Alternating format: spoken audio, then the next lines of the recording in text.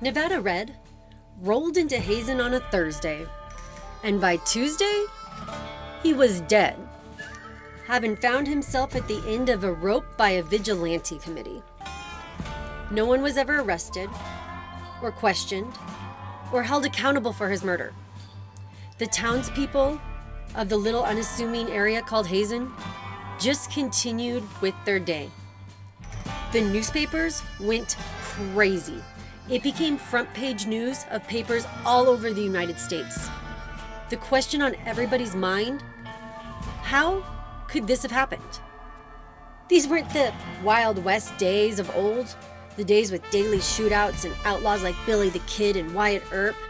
No, this was the 1900s, the new millennium. How could the town of Hazen allow this to happen in 1905? In order to answer that question, we're going to need to rewind it back a little bit to 1903, when the Southern Pacific created a new freight stop called Hazen Station, named after William Babcock Hazen, a Civil War soldier. Never intending on their freight stop being more than just that, the SOPAC paid little attention to the area. However, the Newlands Reclamation Project did. 100,000 square miles of challenge. This is the state of Nevada. From sagebrush and sand, acres of oases. This challenge has been met with a chain of reclamation dams in the Newlands Reclamation Project, traps the waters of the Carson River for release as needed to the 80,000 acres now under cultivation in Churchill County. More reclamation projects, irrigation canals, sluice gates, leading to more water for greater diversification of enterprises. People to build on the achievements of the past, to accept the challenge of the still untouched natural resources of Nevada. The Newlands Reclamation Project had just started its large Derby Dam. Hazen, just 5 short miles away from Derby Dam, became the central hub for supplies and workers. And almost overnight, the government had put up temporary housing at the location, and a little town sprang up. Suddenly there was a large freight yard, roundhouse, several businesses, a post office, a school, and a hotel. But don't let all that fool you. This was a true Wild West town, full of men, railroad men, dam building men, drifters, gamblers, crooks, thieves. Every bad man in the area flocked to the new little town. And servicing all these men was its 23 saloons and numerous houses of ill repute.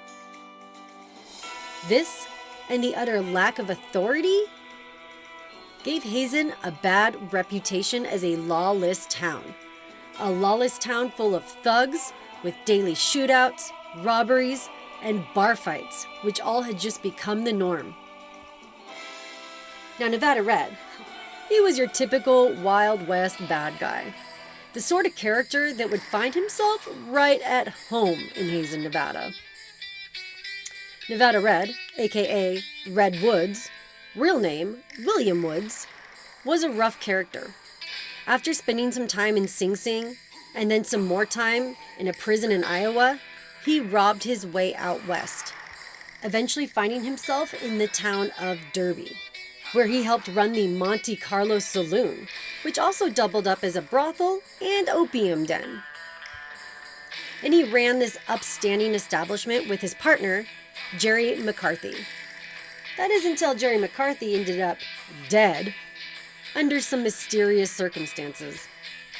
At first, no one laid any blame till they found old Redwoods robbing the corpse, at which point he was run out of town. He drifted for a while in Reno and Fallon, being subsequently run out of each of those places. On Thursday, February 27th, him and his compadre Kid Wilson found themselves in Hazen, Nevada, where the two set out to have a good and sinful time.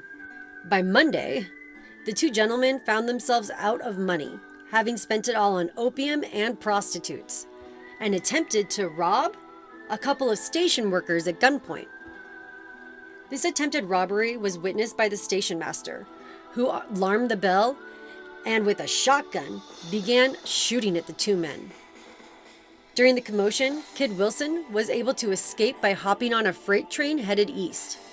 Nevada Red, ironically, stopped dead, no pun intended, in his tracks and gave himself up. The newly appointed town constable threw him in the newly built, ramshackle, rink-a-dink wooden town jail. The constable, who didn't feel it necessary to keep guard over the prisoner, went back to his hotel room and went back to sleep, only to be woken up the next morning by the shrieking screams of two of his female hotel guests. They had woken up, looked out their window, and found Nevada Red hanging from a telegraph pole.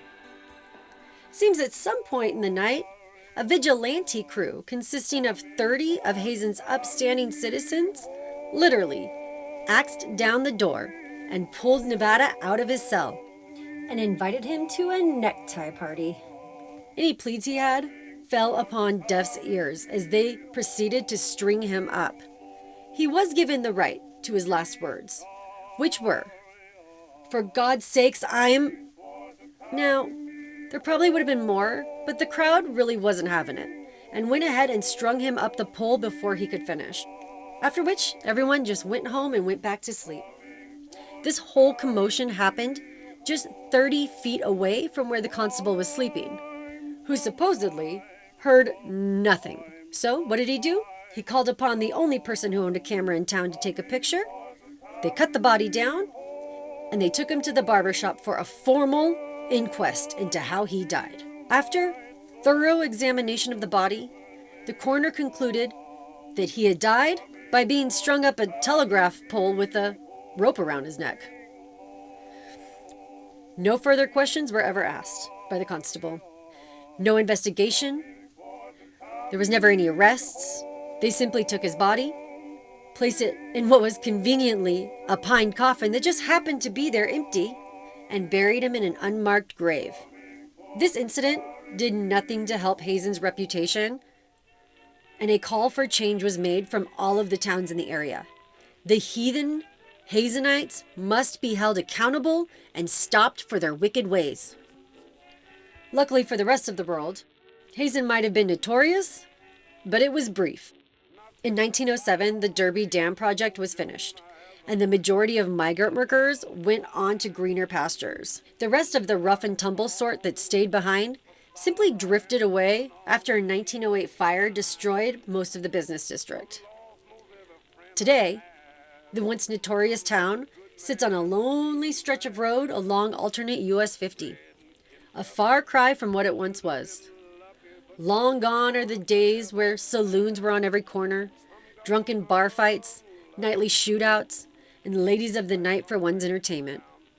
What's left is a couple of businesses, a handful of hardy citizens, and some sensational stories of what was the last true Wild West town.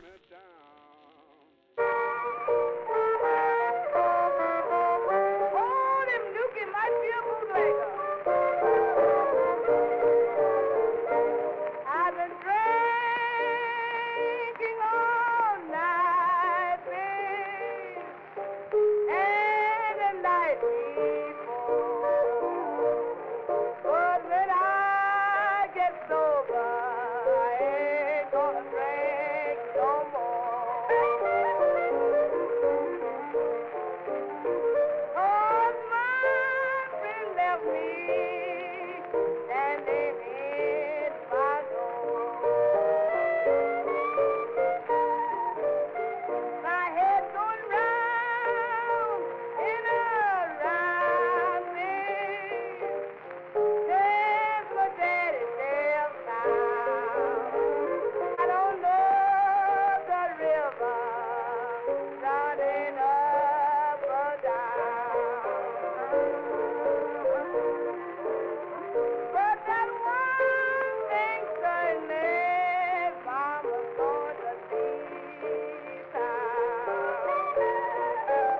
So one of the coolest things about this town right here is this was the beginning scene of Clint Eastwood's The Pink Cadillac.